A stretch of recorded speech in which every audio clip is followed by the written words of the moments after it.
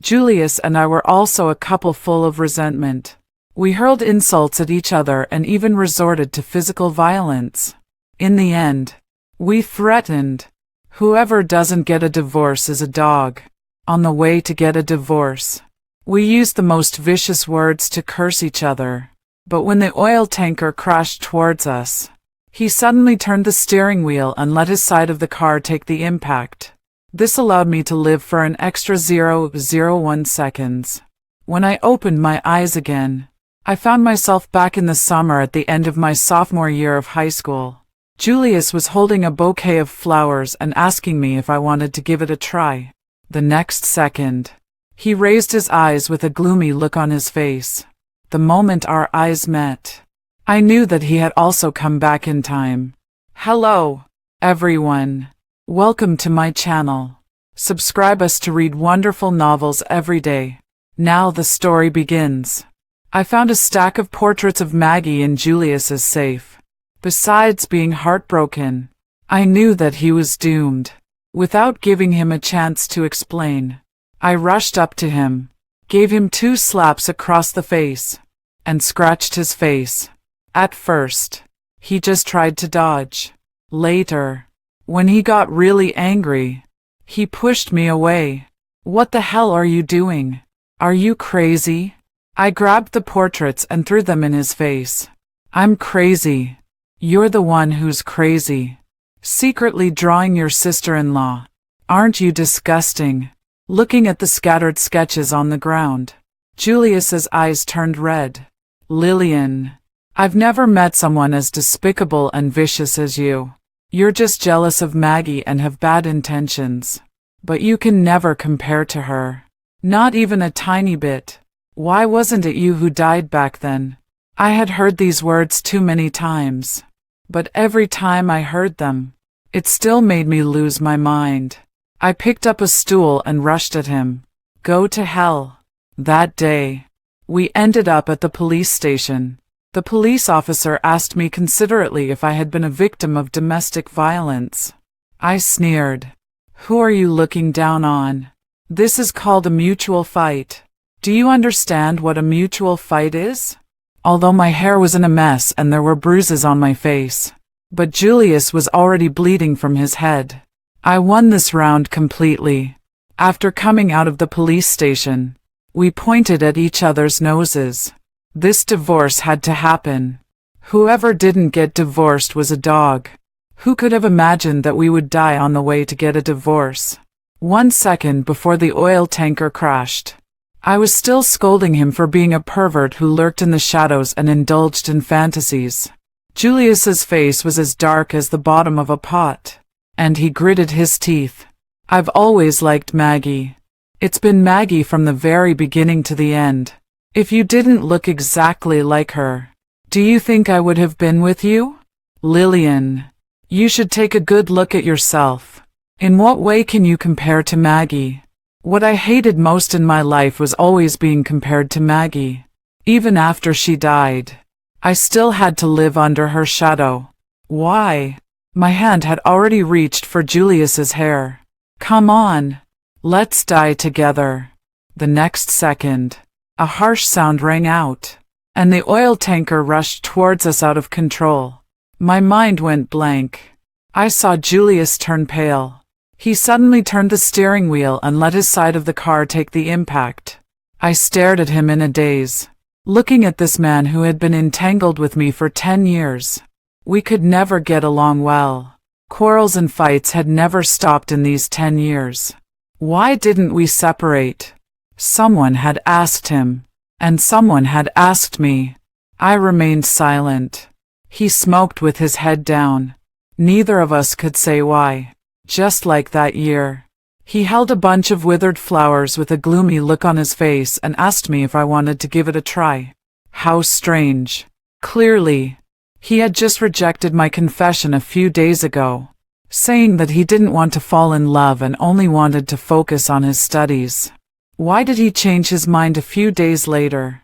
It was only much later that I learned that he had actually gone to confess to Maggie, but was gently rejected by her. Feeling frustrated and sad, he saw me. He saw the face that was exactly the same as Maggie's. Subconsciously, he walked towards me. He took me as a substitute. He reminisced about Maggie through me. 10 years. He really deserved to die. He should just die. Who needed him to trade his life for mine? He only made me live for an extra 0.01 seconds. Damn it. Well, when a person dies, all debts are cleared. From then on, all the grudges of the past turned into a wisp of smoke. I just hoped that when I opened my eyes in the next life. Damn it. As soon as I opened my eyes, I saw the 17-year-old Julius. Why was I sure he was 17? Because he was holding a bunch of withered blue delphiniums with his expressionless face. I didn't like delphiniums. I liked roses. Red roses. Which were passionate, romantic, and flamboyant.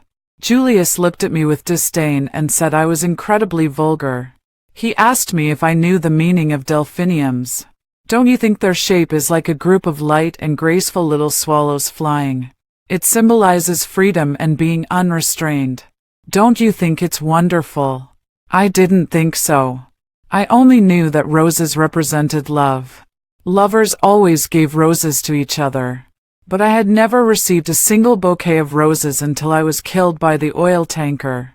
Being reborn at this moment. Great. It was even more unlucky. And the most unlucky thing was that Julius raised his head.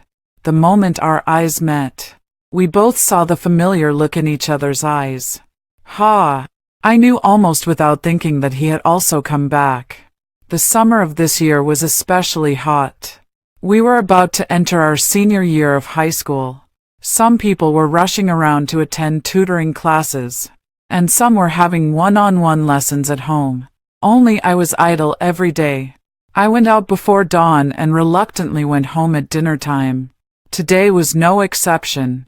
I kicked small stones all the way, and the resentment on me could be felt from 5 meters away. I was nervous the moment I saw Julius. I liked him. The first person I fell in love with when I was just beginning to have feelings. It was both sour and wonderful. But he rejected my confession. There was a distant smile on his face.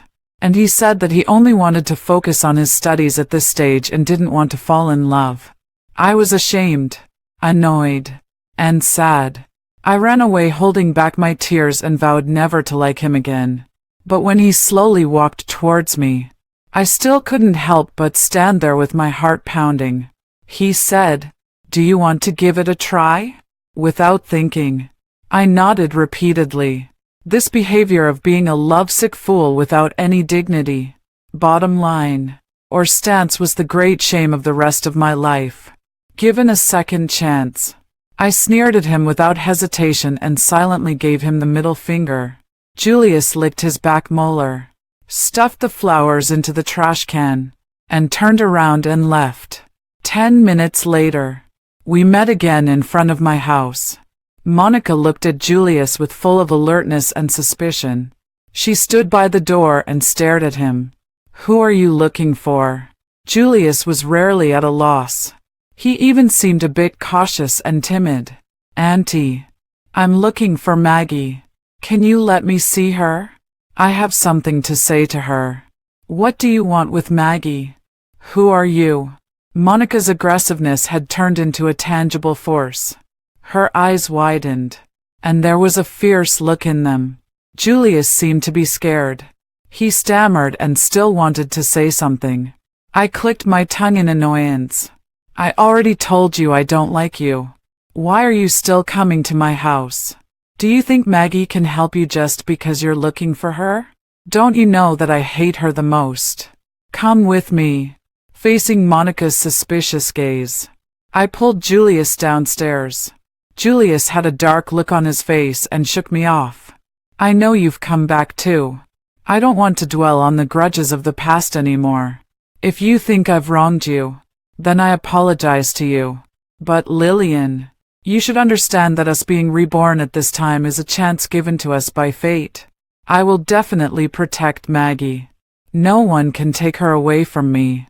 Not even herself." I don't expect you to help me, but don't cause trouble. Otherwise, I won't let you off. I had a blank expression on my face as I listened to Julius's affectionate words and warning. After he finished speaking, under his angry gaze, I let out a cold laugh. Who the hell do you think you are? You're an asshole. Everyone liked Maggie. She was excellent, kind, and wonderful. At school, she had always been at the top of the grade rankings and was a promising candidate to get into Tsinghua University or Peking University and become the top scorer in the college entrance examination. She participated in various competitions, was good at singing and dancing, and proficient in playing the piano, chess, calligraphy, and painting. But she never thought she was superior to others because of her excellence. She always had a gentle smile on her face when dealing with teachers and classmates. At home, she was the pride of her parents, the hope of the family, and the one that everyone praised. She never disobeyed her elders and was cute and obedient, no matter what high demands others made. She always nodded submissively, but it was such a her who.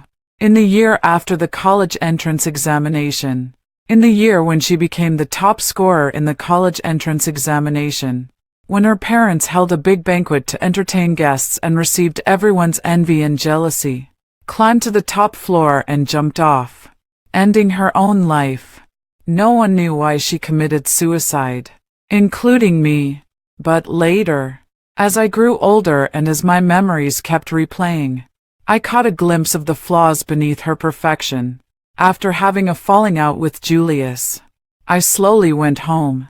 As soon as I opened the door, I saw Monica holding a glass of milk for Maggie. She had a gentle look in her eyes and stroked Maggie's long hair. Later, Mom will take you to Mr. White's. He said you've made great progress, but you can't be proud. You must keep working hard. By the way, do you really not know that boy just now?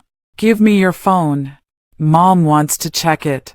Maggie, this is a crucial moment. You mustn't be like Lillian and hang out with those unseemly boys. Lillian is already a lost cause. Mom only has you left. You must live up to my expectations. Okay. Drink the milk quickly while it's still hot. Monica had already noticed my presence, but she didn't care. She even gave me a disdainful roll of her eyes. I thought silently that as a daughter who was already considered a lost cause, I couldn't just bear this bad reputation for nothing. So I stepped forward a few steps, snatched the glass from Maggie's hand, and smashed it on the ground with a crash. Lillian, what do you think you're doing? Monica shouted hysterically. I raised my eyebrows.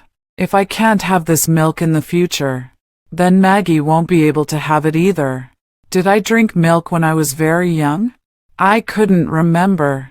Anyway, since I could remember, I had never touched the good things in the house. For those exquisite foods and the prepared balanced meals. The moment I tried to reach out my chopsticks, Monica would slap my hand. What are you eating? This is what I prepared for Maggie. It's a waste if I give it to you. It's better to feed it to the dog. At least the dog can guard the house. What can you do?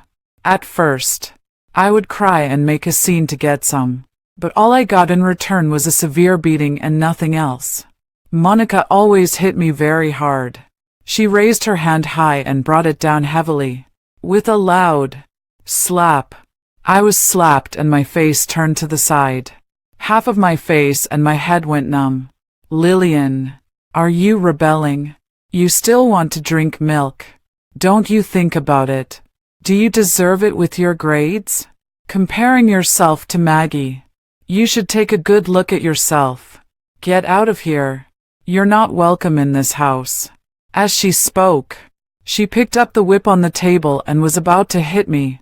This time, I didn't just take it.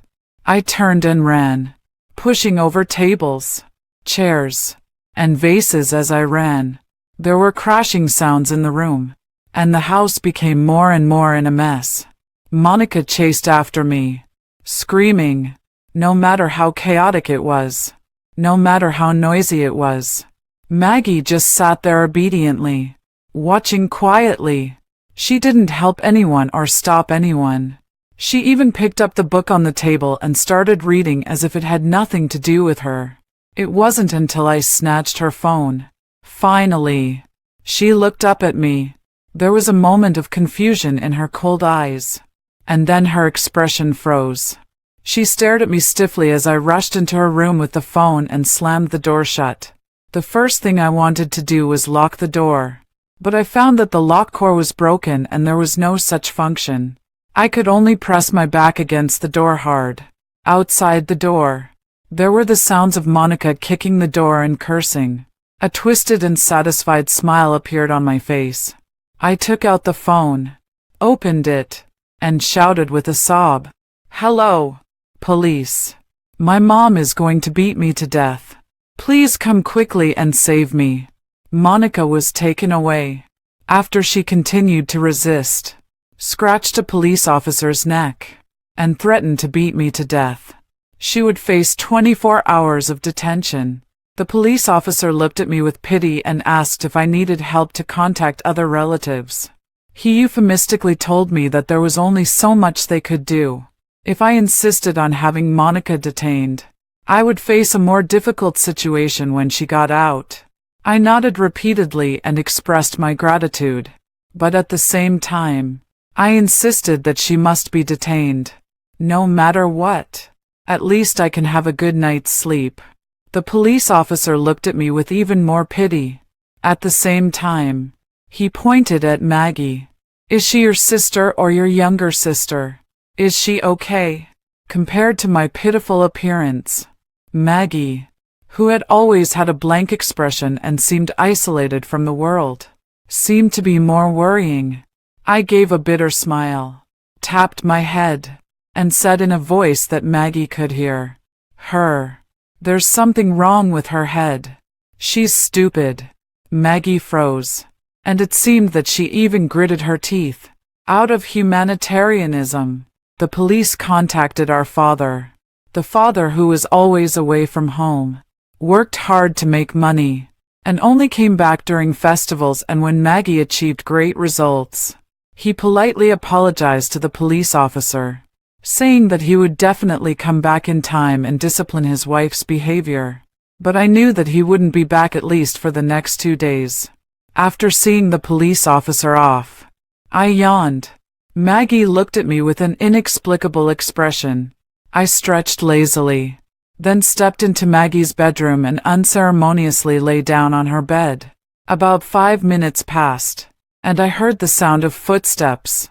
When I opened my eyes, Maggie was standing by the bed, looking at me with a sullen face. "This is my room. Oh, please get out. What if I don't want to leave? This is my room." Is that the only thing she can say over and over again? Wasn't every composition she wrote always used as a model essay? What? Do you cherish this bed so much and like it especially? Maggie fell silent again. Her lips were pressed even tighter, and her gaze towards me became even deeper and more profound. "Since you don't mind, lend it to me for one night. This is the first time I've slept on such a soft bed with such a fluffy quilt. Goodbye. Don't bother seeing me out. Remember to close the door when you leave." I closed my eyes and ignored her. I don't know how long it took, but she finally left and actually closed the door behind her. However, she wasn't gentle when closing the door. So she does have emotions after all. I thought she was really above worldly concerns. I turned over and buried myself in the quilt. What I said to Maggie wasn't meant to be sarcastic. In this 3-bedroom, 1 living room house, there was no room for me. There was one at first, the smallest and darkest study. Later, when Maggie started playing the piano, in order to fit that piano which cost over $100,000, Monica emptied my room and installed a retractable door on the balcony. The space there was too small to even fit a single bed. So Monica bought a folding bed. Ivan disapproved, saying, "This is really going too far. How is Lillian supposed to live here?" Monica didn't care at all. "What else can we do? The house is only this big." Mr. White said that Maggie has a special talent for the piano and could become a master. For Maggie's sake, we all have to make concessions. If she were as capable as Maggie, I'd prioritize her too. After hearing this, Ivan was silent for a long time. Finally, he let out a sigh and didn't say anything more. Since then, I've lived on the cramped balcony. I've been living there for almost 10 years. I've hated Monica, and I've hated Ivan, but the one I hated the most was Maggie. She calmly enjoyed everything. When facing Monica's harsh treatment, unfairness, and beatings towards me, she never said a single word in my defense. I had looked at her with hope countless times, but in the end, it all turned into disappointment. Even I felt that her gaze towards me was cold, condescending, and filled with some kind of pleasure. She hated me, just as I hated her. But why on earth did she hate me? That night, I slept restlessly and had countless dreams. In the dreams, there was Monica, and there was Ivan, but there were more of Maggie and Julius. Maggie, who fell off the building, with her brains splattered and her face unrecognizable. Everyone was screaming and falling apart. They shook my shoulders one by one and questioned me. "Why wasn't it you who died?" Those ferocious faces gradually became clear, and it was Julius's face. He choked my neck, gritting his teeth. "Why wasn't it you who died?" I woke up from the dream in a cold sweat. When I opened the door, I saw Julius standing at the door, facing Maggie, his face red with excitement, looking as innocent as could be. "Good morning, classmate Maggie. Have you had breakfast? I bought some. Would you like to try it?" He raised his hand like he was showing off a precious treasure. It wasn't just some. It was a lot. Maggie stood by the door and didn't let him in. Her voice was gentle but distant. "No, thank you. May I ask what you're doing at my house?" Julius froze. His eyes wandered and landed on me. I'm looking for Lillian." Julius seemed a bit disappointed. He walked along with a sullen face and didn't say a word. He didn't even react when I took the breakfast from his hand. I ate a bowl of wontons and drank a cup of soybean milk. Then he casually handed me a steamed bun with meat filling. "It's a beef bun. You always said you wanted to eat it. Hurry up and eat it while the store is still open." I stopped in my tracks. It was a beef bun. The skin was thin, and the filling was generous. It was moist and slightly spicy. It was my favorite breakfast throughout my high school years, paired with a cup of freshly ground soybean milk. It was so satisfying. I had indeed said many times that I missed the breakfast from this store, but Julius had never responded to this topic. It turned out that he wasn't deaf to it, nor did he not care.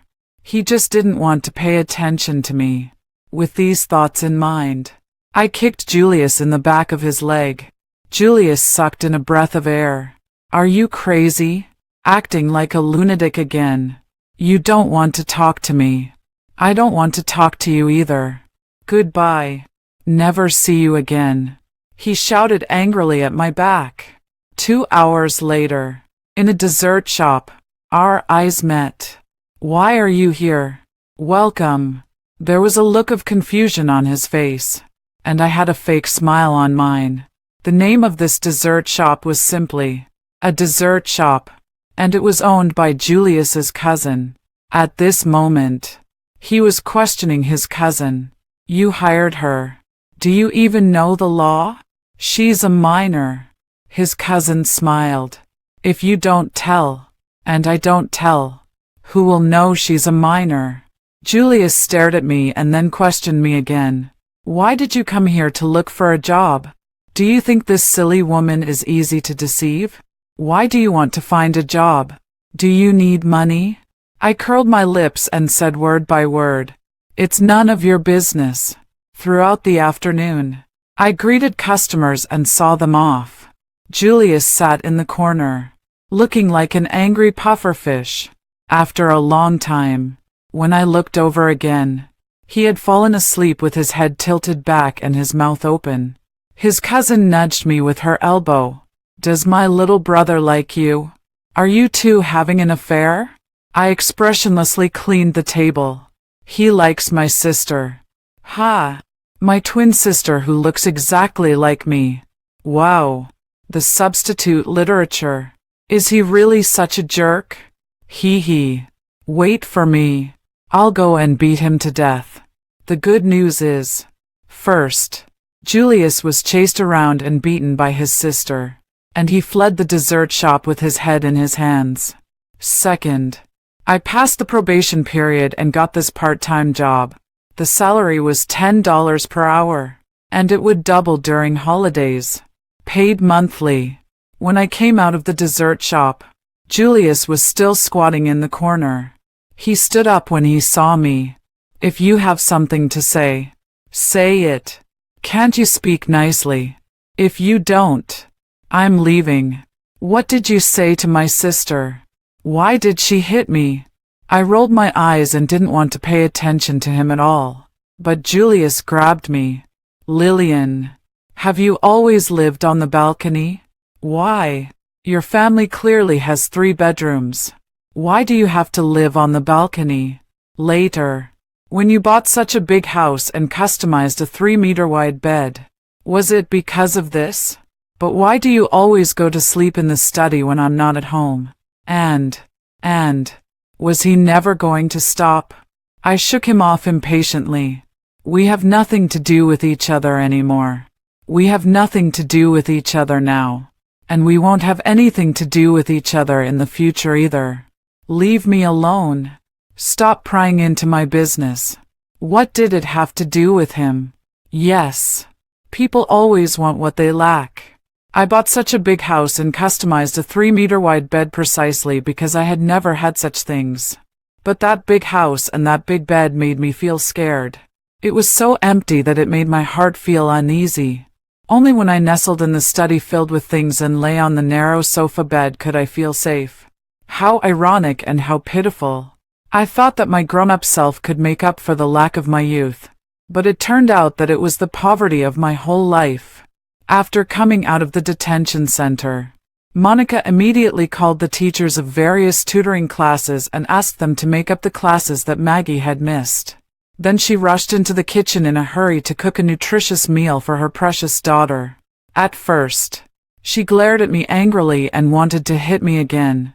I waved my phone. "If you dare to lay a hand on me, I'll call the police again." Monica was so angry that she was gasping for breath. "Give Maggie's phone back to her." "I won't. Either you buy her a new one, or she won't be able to use a phone from now on." Monica's face turned red with anger. She pulled Maggie and checked her carefully, asking her if I had bullied her during these 24 hours. Maggie looked listless, shook her head, and didn't say anything. In Monica's eyes, this meant that I must have done something bad. But she was also afraid and didn't dare to really hit me. She could only stroke her chest. "It's really a sin. Why did I give birth to such a scourge like you? You're good for nothing yourself and you still want to bully Maggie. I should have strangled you to death when you were born. Why didn't I strangle you to death?" Unable to vent her anger, she finally chose to ignore me. It was as if I didn't exist. There was no food for me. No dishes for me. Even the water in the house was moved to Maggie's room. I shrugged and went to the balcony. I ate a few slices of toast and a sandwich by the light outside the window. It was delicious. From that day on, Monica completely excluded me. If she wasn't afraid of what others might say, I probably wouldn't even be able to enter this house. But I didn't care at all. I got up early to go to work every day and only came back when it was dark. When I was hungry, I ate bread. When I was thirsty, I drank mineral water. The only annoying thing was that Julius always haunted me. It rained heavily that day. At first, it was a bit stuffy, and later, when the strong wind blew, it brought a bit of a chill.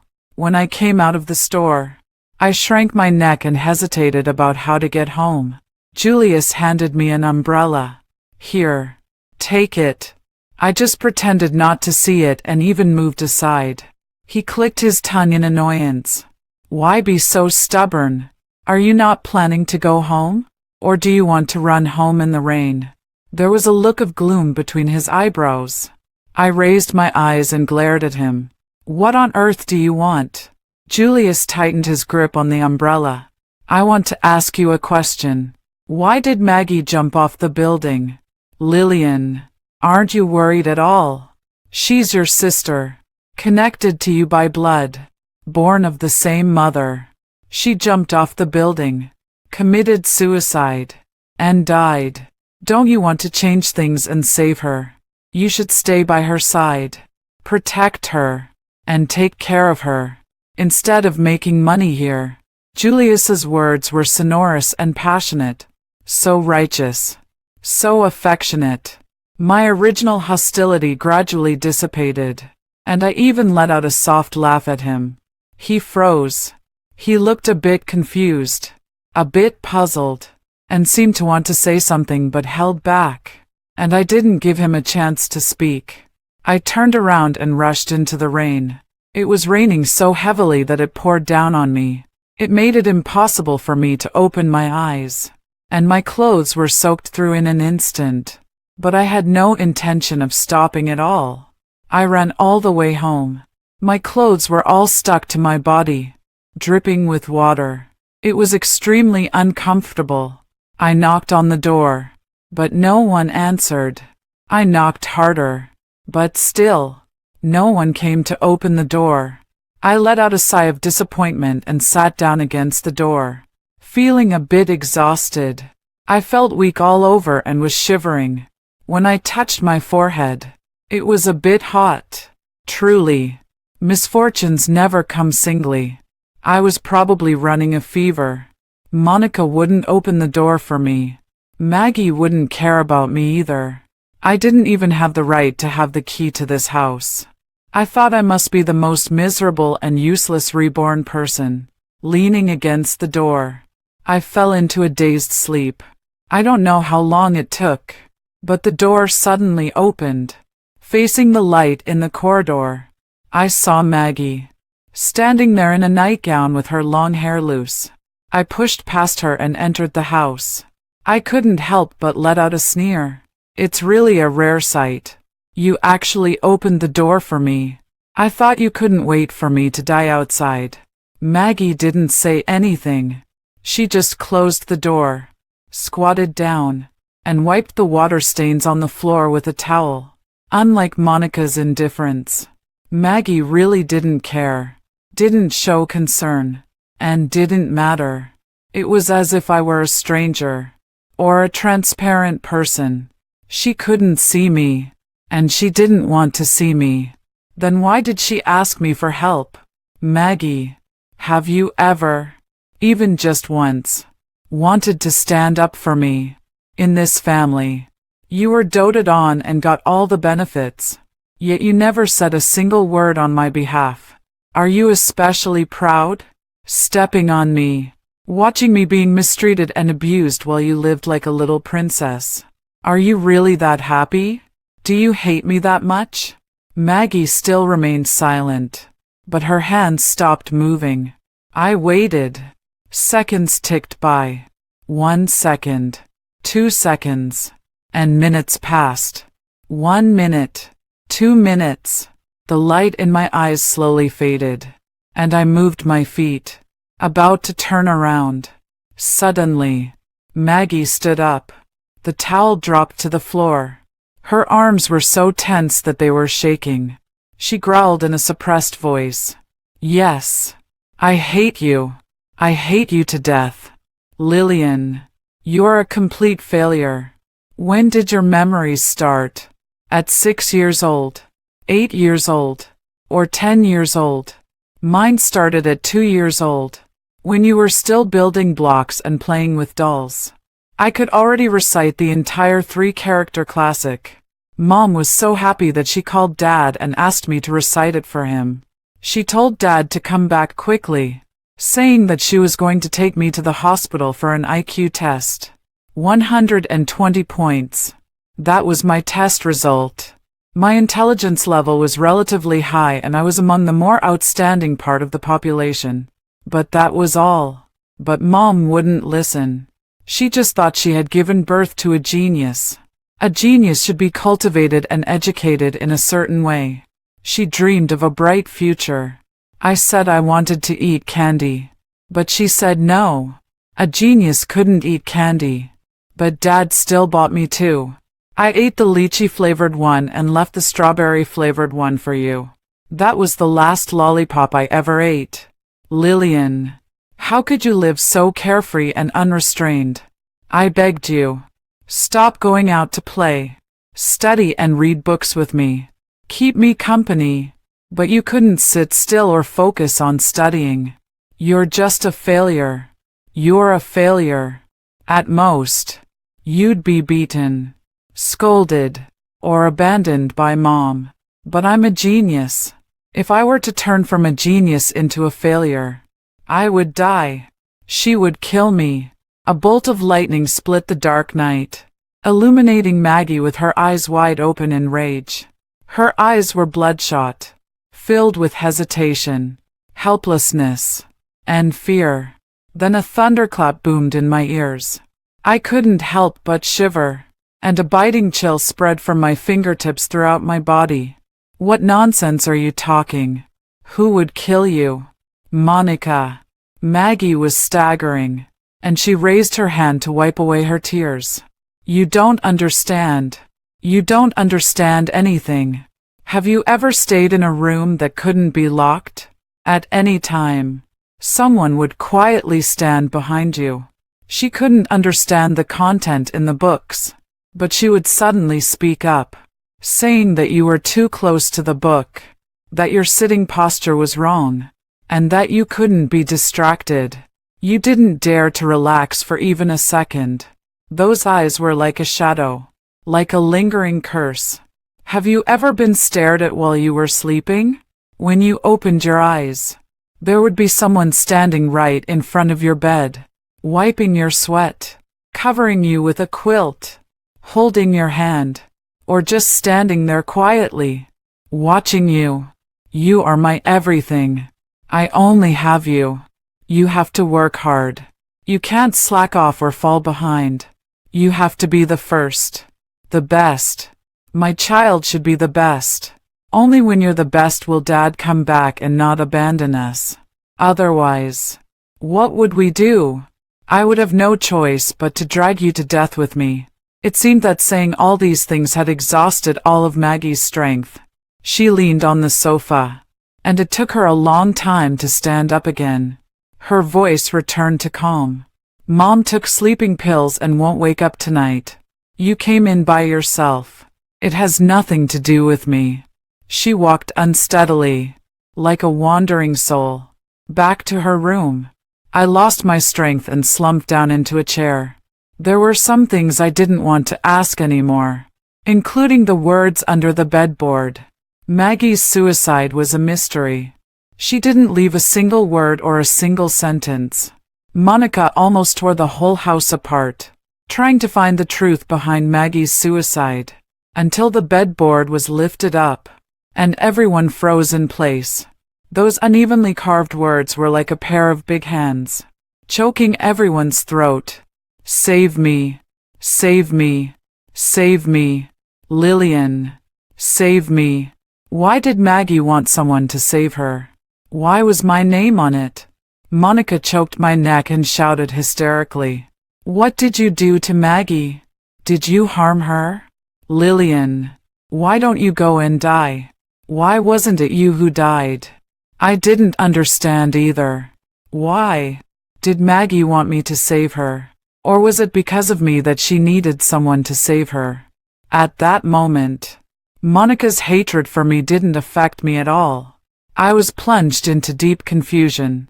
Maggie, what on earth did you want to say to me? That night, I took over her room. After she closed the door, I crawled under the bed. There wasn't a speck of dust there. It was even cleaner than the floor outside. I turned on the light of my phone and shone it on the bedboard. Dense and uneven words had already occupied half of the space. I trembled and reached out to touch my name. So, Maggie, did you want me to save you? Monica stared at me. How did you get in? I calmly sipped my porridge. Locking me out of the door was the first time last night.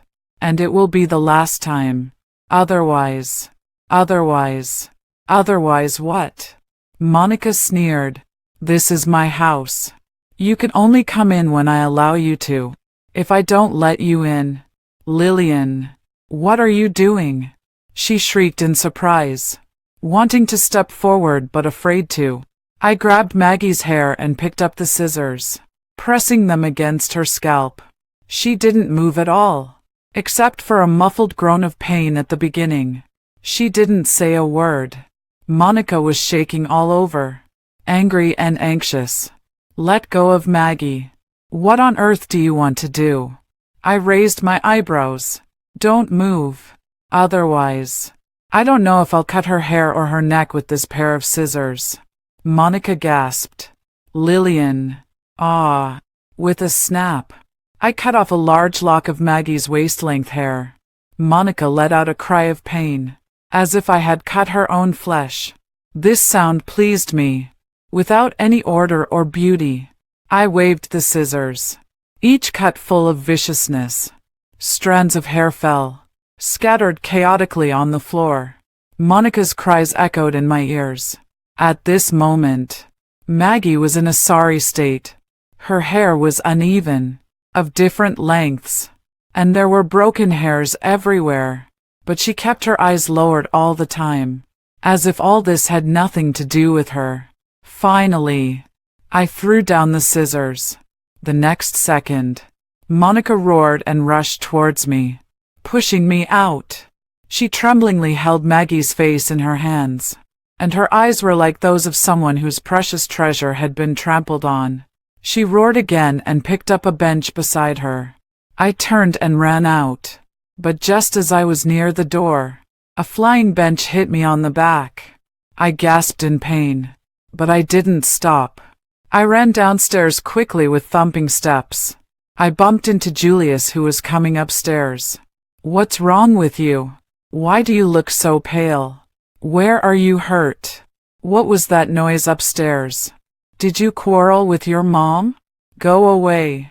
Julius grabbed me with an unhappy expression. Why are you always like this? Lillian, can't you speak nicely? You're like a stone in a latrine, both smelly and hard. Can't you change your temper? No matter what. That's your mom. You. I took a deep breath and shook him off. Don't push me to slap you in the face early in the morning. Lillian. Julius. I looked at him coldly. Young master who grew up in a honeypot. Stay away from me. Stay away from my family. And stay away from Maggie as well. Julius pressed his lips into a straight line, and his face gradually darkened. I can't do that. Lillian. This time I won't give up on Maggie no matter what. I will protect her and won't let her get hurt at all. Ha. I sneered, my smile full of sarcasm. Protect her? Who do you think you are? Does she even remember who you are? You don't know anything but want to be a hero. You're an idiot. Days passed slowly. I completely broke off with that family. As long as I was around, the atmosphere at home would drop to freezing point, like an ice cellar. Monica took Maggie to get her hair done. Now she looked like a tomboy. She became even colder towards me. She didn't even give me a sidelong glance.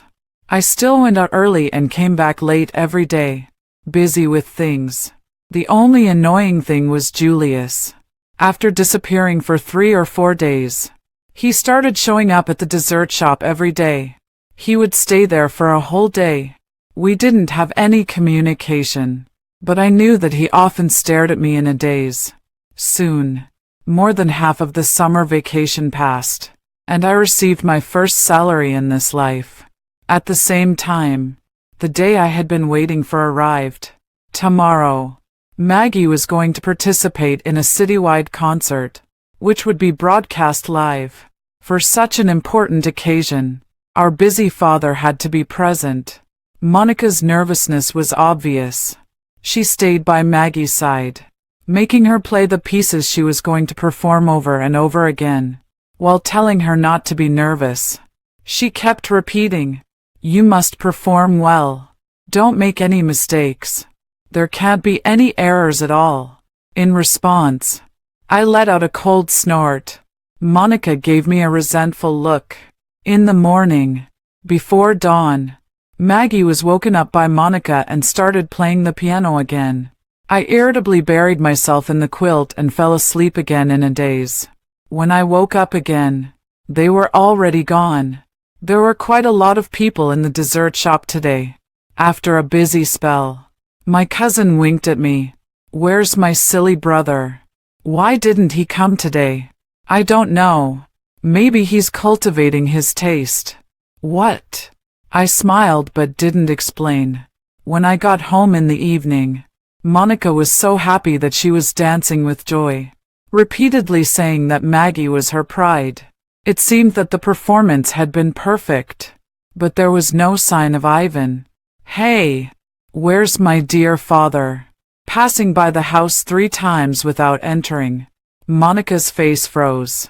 I had clearly hit a sore spot. "What do you know? Your dad is very busy. Otherwise, where do you think all the food and drinks you have come from? Do you think making money is easy? Really? I thought he was busy coaxing his mistress." "What nonsense are you talking?"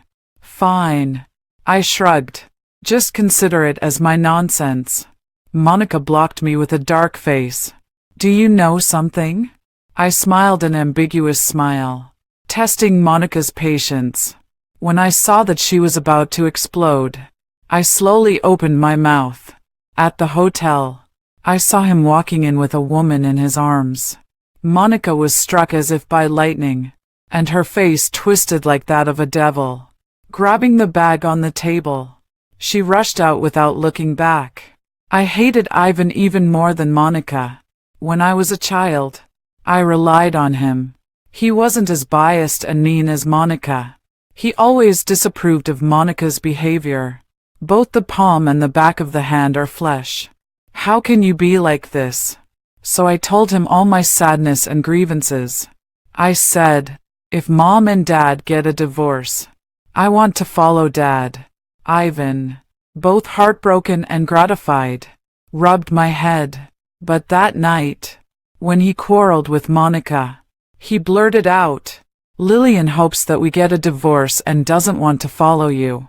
Look how failed a mother you are." Ivan picked up his luggage and turned to leave. Monica looked at me maliciously, grabbed my hair, and dragged me from the living room to the kitchen, making me kneel in the kitchen for the whole night. I called Ivan crying. I begged him to come back, saying that I was scared. He scolded Monica on the phone and then comforted me, but he never came back. Is this love? Monica straightforwardly told me that she didn't love me. Ivan told me that he loved me and felt sorry for me, but he didn't do anything. In the end, he still told me that he loved me, but he had no choice.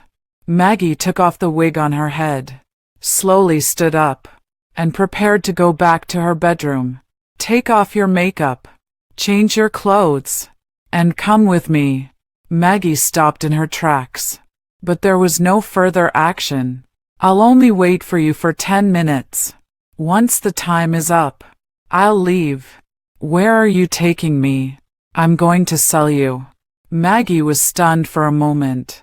The way she stared at me blankly made me feel strangely pleased. I knocked on the table.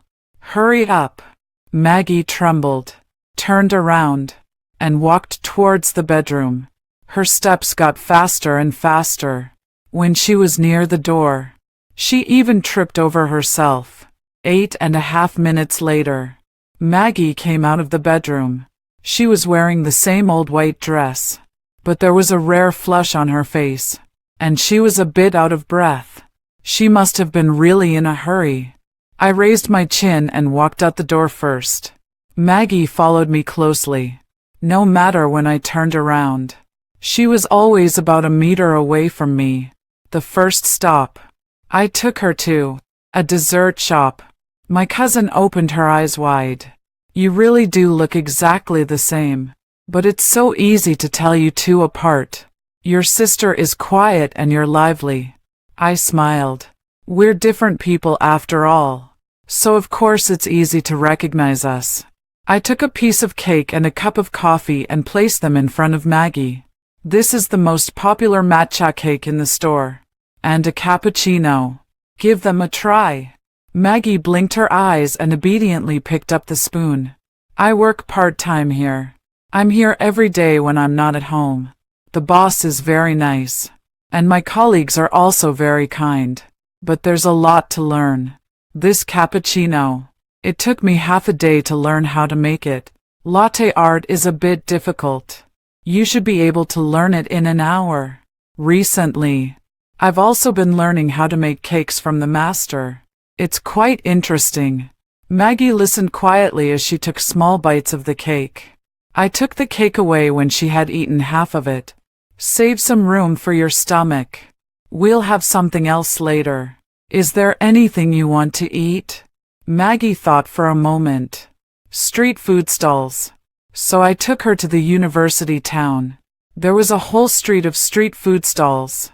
We walked from one end of the street to the other and then back to the starting point, which took an hour and a half. Maggie's face turned a bit pale. Stomachache. Yeah. Let's stop eating. Come on. I'll take you to the next place. The bus ride lasted 20 minutes. And then we got off at the stop. Looking at the familiar building in front of us, Maggie looked a bit confused. I didn't explain. I took her into a small low building not far away, on the second floor. The third room on the left. I opened the door with the key. The space is very small. There's a bed, a washstand, and a bathroom. The table and chairs over there were bought by myself. There's no other way. Among the rental houses near our school, this one is the cheapest. I rented it using sister's ID information.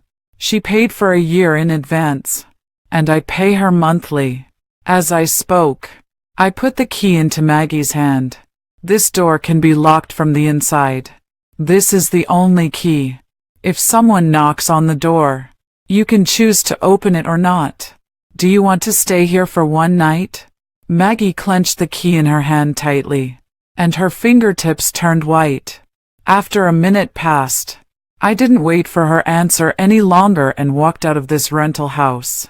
Outside the door, I squatted and sat for a long time until I heard the sound of the door being locked from the inside.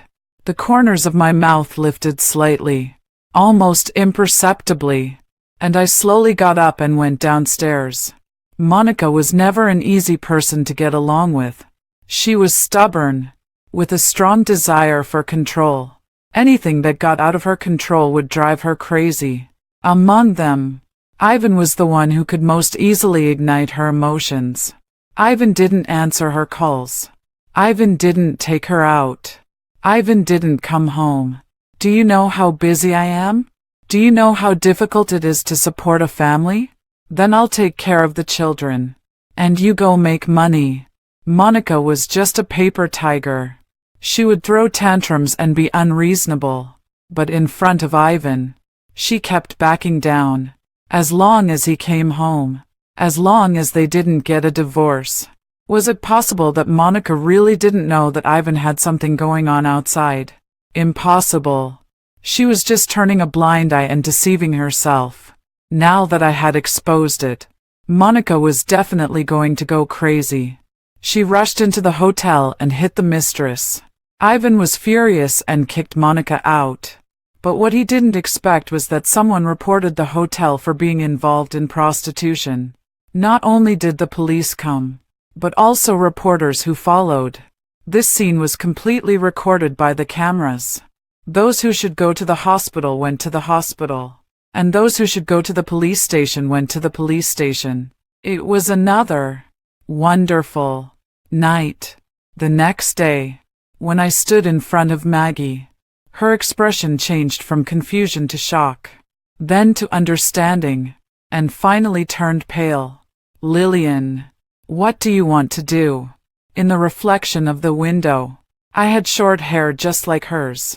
I had asked the hairdresser to cut it according to her photo, and this white dress, I had taken it from her wardrobe, with the same cold and indifferent expression as hers. Who could tell the difference between Maggie and Lillian? I looked at her seriously. Let's play a game. From today on, you are Lillian, and I am Maggie. You go and run away, and I'll settle the scores. Ivan didn't admit that he had cheated. He just said that it was his subordinate, and being in the same room with her was to discuss work. It was Monica who was being suspicious and didn't trust him. Since there's no basic trust, then let's just get a divorce. As soon as she heard this, Monica instantly wilted. She accepted Ivan's explanation and swallowed her anger. In the living room, Ivan had lost his patience. All right, I've already sent you back. There are still things to deal with at the factory, and I have to leave right away. Aren't you going to have dinner at home? Ivan, do you still have this family in your heart? I'm busy all day long, and I rarely see you. Now that you're finally back, you're leaving before you even sit down for a while. Are you done? Do you know that because of your making a scene, I've lost tens of thousands of dollars? What else can I do if I don't go back? Give up on the customers. Stop making money. Stop living. Monica shut up. She held her breath, unable to swallow it or let it out. Ivan gave her a look of disgust, and then his expression turned gentle when he looked at me. Maggie, you should study hard at home and listen to your mom. If you want anything, tell Dad, and Dad will buy it for you. By the way, where's Lillian? Why haven't I seen her for so long? Monica, did you hit or scold Lillian again? You're a mother, and both children are your own. How can you be so biased? Not mentioning this name was fine. Once it was mentioned, Monica almost fainted. I slowly opened my mouth. I drove Lillian away. Monica and Ivan both looked at me at the same time, and the air fell silent. So quiet that you could hear a pin drop. Maggie, what are you talking about? What do you mean you drove Lillian away? Did Lillian bully you again? Damn it. It's really a misfortune for our family. A misfortune. My expression was calm, and my tone was even. Lillian seriously affected my studies and made it impossible for me to calm down. So I asked her not to come back until after the college entrance examination. Ivan had a look of condemnation and disapproval on his face. Maggie, Lillian is your sister after all. Although her nature is stubborn and unruly, you can't drive her out. That's your fault. What nonsense are you talking? Do you know what Lillian has become now? Look at Maggie's hair. It was cut by Lillian. She even called the police to arrest me. It's good to drive her out. I've wanted to drive her out for a long time. Do you still have any dignity as a mother? It's all your fault that the family has been in chaos. Then do you have any dignity as a father? You're just being unreasonable. I'm too lazy to talk to you. The two of them started arguing again, and I stood up to break the deadlock. I think the most important thing at this stage is the college entrance examination. In order to strive for a good result in the college entrance examination, everyone in our family should make compromises and concessions. Since Lillian is also a member of the family, what's a little sacrifice on her part? Monica's eyes lit up, and she kept nodding in agreement. Ivan looked hesitant. Forget it. Whatever. I don't care anymore. Dad, you're the pillar of our family. How can you not care? I just happen to have something I need your help with. Dad, can you give me $50,000? Ivan's eyes widened. Maggie, what do you need $50,000 for? This is for Lillian's living expenses, tuition fees, and accommodation fees for the next year. I promised her that in return. She will promise not to spread any rumors. She will tell everyone that she moved out voluntarily.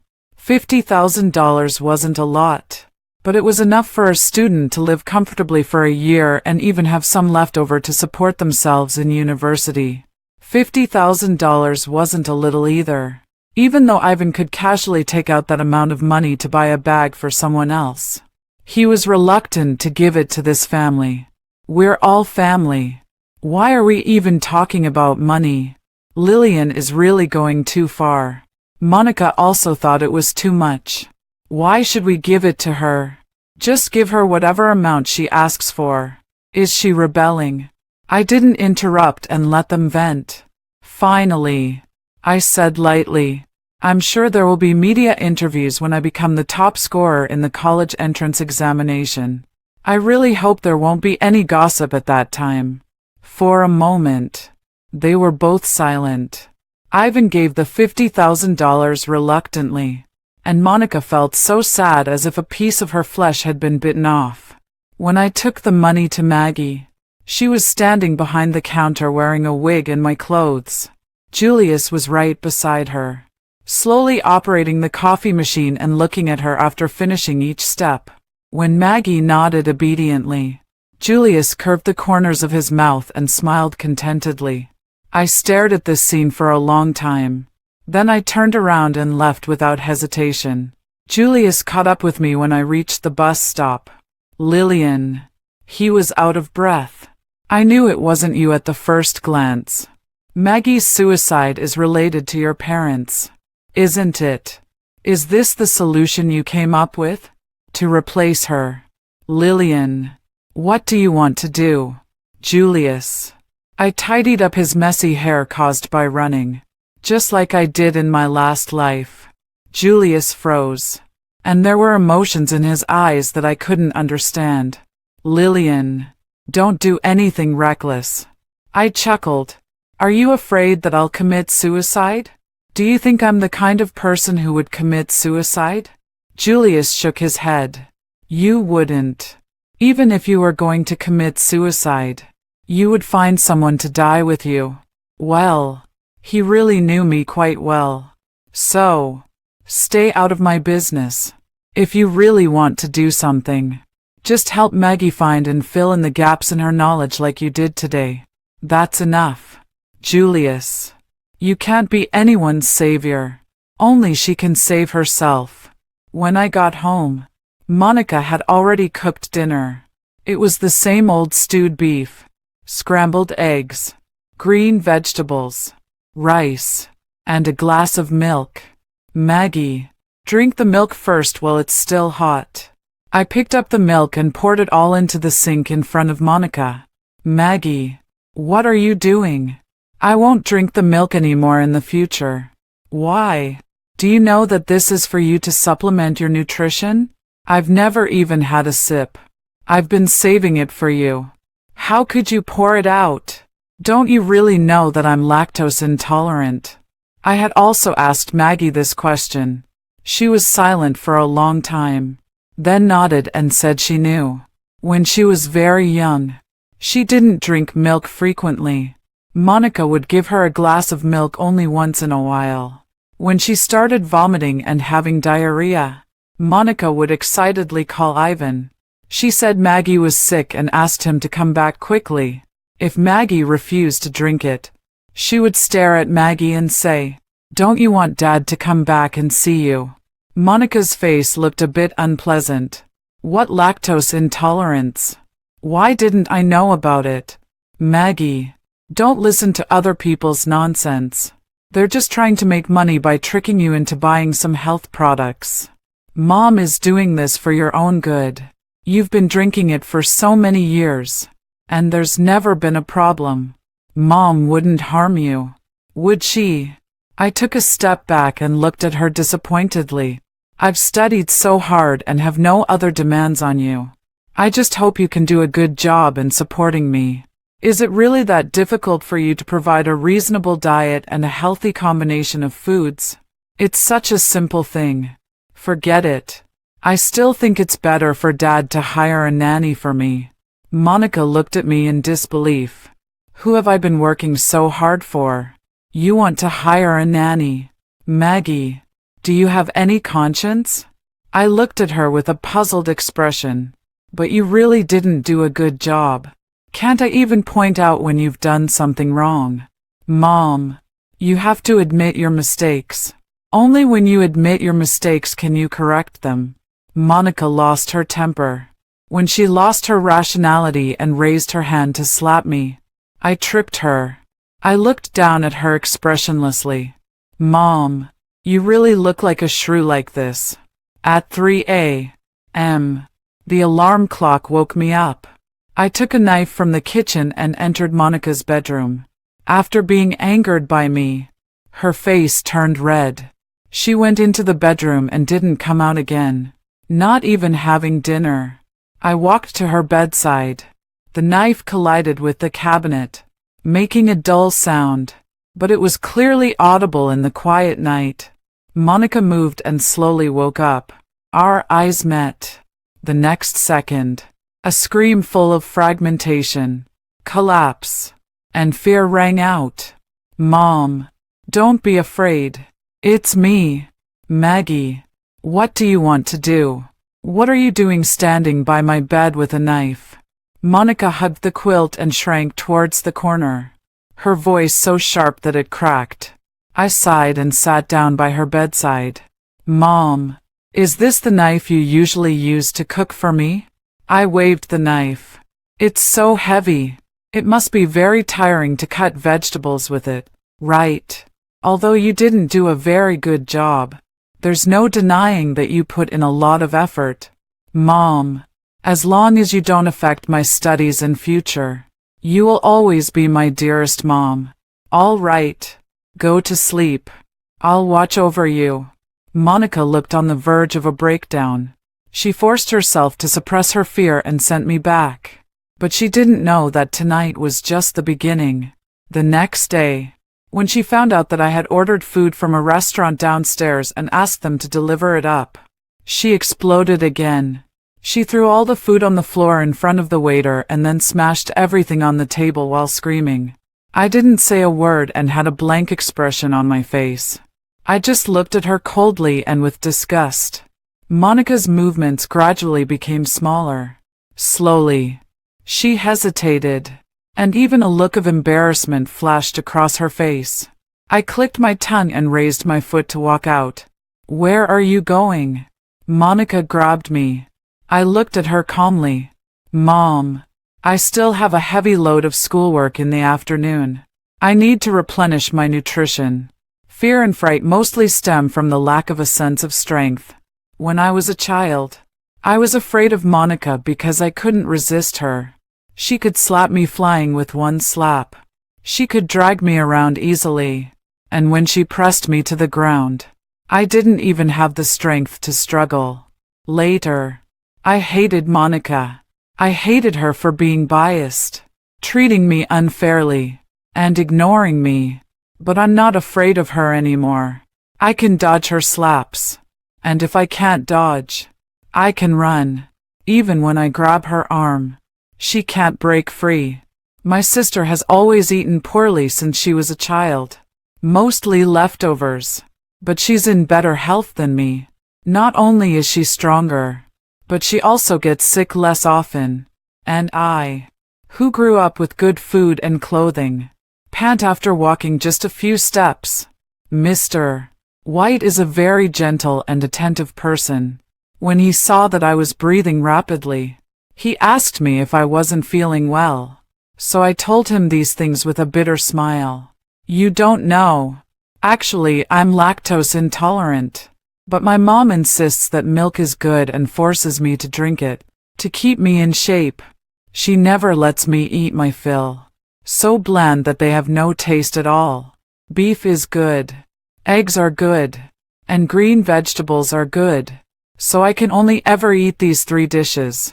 Even when I'm sick and need to watch my diet. It's always the same. I don't have any outdoor exercise because it's a waste of time. These 2 legs of mine are almost degenerating. Mr. White looked at me with a face full of pity. How could your mom be like this?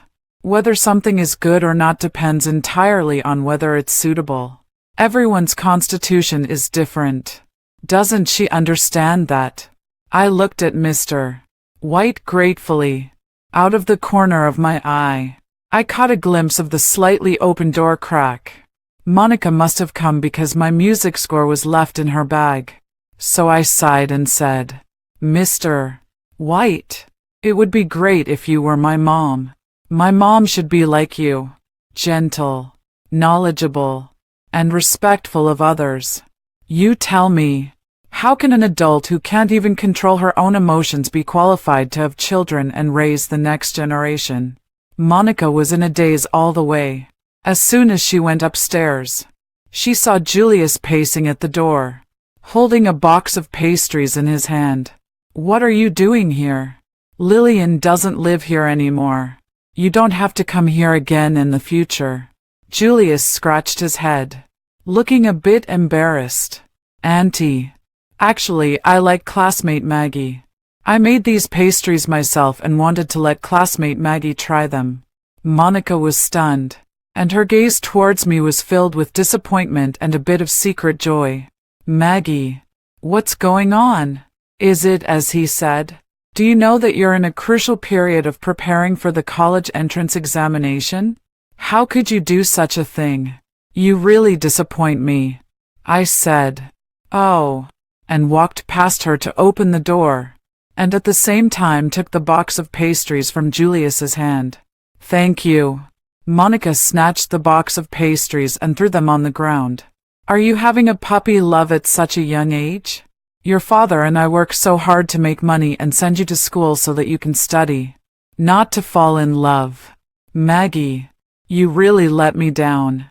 She almost gritted her teeth as she spat out the words. Disappoint me. I raised my eyebrows. He likes me, not the other way around. Why doesn't he like someone else? Why does he like you? Are you really saying you've done nothing? If you want to think that way, there's nothing I can do about it. Maggie, what kind of attitude is that? Amid Monica's roars, I went into the kitchen, took out a kitchen knife, and threw it on the ground. If you think he shouldn't like me, then go ahead and kill him. Monica fell silent. Julius swallowed his saliva and imperceptibly moved his feet outward a bit. I was the one who called him here. Julius can be a bit annoying. After going through so many things, he probably realized that his appearance in front of Monica would cause trouble for either me or Maggie. So he became more cautious. But he always lingered around. So I called him. Come if you want. And come often if you like. If you want to drive someone crazy.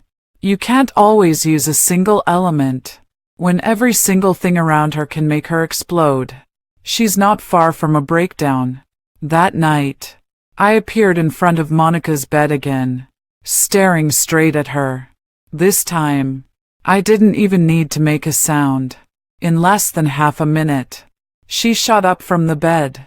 I took her hand and said in a faint voice, Mom, there's only you and me left in this family. You won't leave me, right? You have to believe that no matter what happens, I love you. But it would be even better. Monica is on the verge of a breakdown every day. Occasionally, she would look at me with suspicious eyes. But as soon as I start playing the piano, she would dispel all her doubts. The current Maggie may not be good, but Lillian is even more useless. She definitely can't play the piano. Monica can't even tell that I play the same piece of music every time. Just like she doesn't know that no matter how useless I am, I've always been in the top 10 of the grade. The only thing that once worried me was that Monica took me to see a psychiatrist. She said that I was disobedient. My grades had dropped. And I was rebellious. The doctor's diagnosis was moderate depression and moderate anxiety. I was a bit confused and thought this doctor was incompetent. Later, I thought about it and let it go. Maggie is sick. Who says Lillian must be normal? I'm having a great time tormenting Monica. How could I forget Ivan when I'm having so much fun? I still remember that time when I went to his factory and took pictures of several sewage outlets. And there was also the unclear relationship between him and his married accountant. Important photos must be sent to the right people. For work matters. Find his competitors. For relationship matters. Find the accountant's husband. Julius helped me send those photos out. His gaze was a bit complicated. There are some things he just can't understand after all. Empathy is an impossible thing to happen. It didn't take long for Ivan to be overwhelmed with problems. When an ordinary person is enraged, blood can splatter 3 feet. The accountant's husband held a knife to Ivan's neck. Although he didn't slash it, it still scared Ivan badly. He didn't dare to pursue the matter. Otherwise he would lose both face and dignity. Then came the inspections from various departments. They were given a time limit for rectification. Ivan didn't take it seriously. He thought he could muddle through by treating people to meals and slipping them some money. 3 months later, the factory was sealed up, with no other options. Ivan slunk back home. Only now was it truly a dispute between the two of them. In less than a week, Monica, who had been happy before, couldn't stand Ivan anymore. He goes to bed late and wakes up late. He either goes out to play cards and drink with friends or watches TV at home. He doesn't do any housework, throws his dirty clothes and socks around, and is picky, saying that Monica does this wrong and that wrong. The two of them had the most intense quarrel ever. Monica told Ivan to get out for the first time. I was really happy to watch. It was just too noisy. So I hummed a little tune and went back to my room. Maggie has chosen her major. She wants to apply for a major in biological sciences and has chosen a university in Anhui. And I chose my alma mater according to the path of my last life. Julius has become more and more silent. He looks at me silently and follows me silently. What on earth do you want? Lillian, do you like me? Does it matter? Doesn't it matter? I took a deep breath. Julius, if you came back for a second chance just to figure out who I like and who you like, then you're really lame. Time is rolling forward rapidly, forcing us to run fast. Monica and Ivan are getting a divorce. She tried to seek comfort from me countless times, but I blocked her with indifferent words. When she broke down and cried, I just watched her in silence, as if I was looking at an unreasonable and crazy person. Gradually, Monica seems to be starting to be afraid of me. I'm thriving, and she's getting older day by day. How could she not be afraid? But she can rest assured that I will always treat her the way she treated me. Finally, the college entrance examination arrived as scheduled. Maggie had already packed her bags and bought the train ticket for that night. She was eager to leave and go to a brand new place. I looked at her calmly and said softly, Lillian must live a good life and die of natural causes in some corner of this world. Maggie quickly lowered her head. She stepped forward and hugged me. Lillian, I hate you the most. But what can I do? I love you the most as well. That night, Julius stopped me. He smiled carelessly and said, You want to stimulate your parents, right? You can use me. It's free. I rolled my eyes. You're an idiot. When I turned around, Julius's voice was a bit low. Lillian, we shouldn't have come to this. For all these years, I've always been thinking whether I really like you or not. I don't know, but I know that I don't want to leave you. That day, you said that you were with me just out of a competitive spirit, just to outshine Maggie, and that you didn't really like me at all. I was so sad that I blurted out those words. Lillian, I like you. I slightly raised my eyes. feeling mixed emotions in my heart. I couldn't say I was sad, but I felt a bit stuffy. Julius was talking about the day I found Maggie's portrait. He said it was just the melancholy of youth and told me not to be unreasonable. He said Maggie was just a person who had already left and told me to stop. But how could I bear it if years of my feelings turned out to be a hoax? So I sneered and said, "Then we're really a perfect match. You took me as a substitute for Maggie. And I used you to try to outdo Maggie. Perfect. We don't owe each other anything." Julius's eyes widened. "What did you say?" I said I've never liked you. I just wanted to beat Maggie once. At that time, there was a storm in Julius's eyes. Haha. Then I don't have to feel indebted to you anymore. Lillian, you're not even a fraction as good as Maggie. I really regret taking you as a substitute. The harsh words from the past still echoed in my ears. But now everything has changed. In the end, I didn't say anything more and slowly walked into the shadows. Epilogue. Maggie. Maggie woke up from her dream with a start again. She sat up abruptly, covering her chest and gasping for breath. It's been 8 years since she left, and she still can't sleep peacefully. She's trying hard to live her life, making friends, seeing the world, doing experiments, and conducting research. Everything seems to be getting better, but only Maggie knows that in some quiet late nights, she always wants to climb onto the windowsill and jump down. But she can't. She is Lillian now. Lillian must live to a ripe old age. Maggie has hated Lillian since she was a child. She's like a cockroach that can't be killed. No matter how Monica treated her, she would be sad for at most one night. And the next day, she would have a pair of bright eyes again. How could she be so carefree and free? She could do whatever she wanted and go wherever she wanted. But Maggie couldn't. She had endless training classes and countless problems to solve. She had to strive to be Monica's most outstanding child. Lillian had a pair of healthy legs. She could run to any corner of the world. But Maggie had her wings clipped and her limbs broken. She couldn't go anywhere. This made Maggie despair countless times. She wished so much that Lillian could see her and save her. Maggie never thought that love could destroy a person. Perhaps she was not as strong and capable as Lillian. Maggie thought, this is it. This is how her life would be. But Lillian gave her a choice. A choice to become Lillian. Maggie admitted that she was tempted. It's been 8 years since she became Lillian. One day, a friend sent her a photo in surprise. Look. Doesn't she look like you? I was so shocked. Are you sure you don't have a twin sister? Maggie looked at the photo and greedily enlarged it again and again. It was a cold girl, wearing a professional suit and gold-rimmed glasses, exuding an aura that kept people at a distance. It was Lillian. This was the real Lillian. Maggie had inquired about Lillian's news countless times. She knew that Lillian had been admitted to her ideal university, but that wasn't what Monica wanted. How would she treat Lillian? Maggie tossed and turned, bought a train ticket, rushed back, and hid for half a month, until Lillian told her to get lost. It's not your business to worry about. She's no match for me. You're such a loser that you let her manipulate you.